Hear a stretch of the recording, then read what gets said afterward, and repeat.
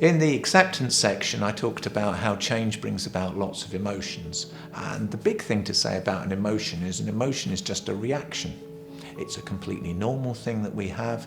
And if you think about it, a reaction keeps you safe. If something's threatening you, your reaction is fear that makes you avoid it. If something is nice, then you're happy, which makes you want more of it. So emotions are basically a whole mind-body physiology, a whole person response to a situation. The key thing with emotions is to just be aware of the emotions you have, and sometimes to ask yourself, for those emotions that are causing you problems, do they really belong? The really classic ones we look at in pain management are guilt. A lot of people feel ashamed of their situation, of their condition, but when you think about it, a change in health is not something to be ashamed of, but that's often a classic reflex.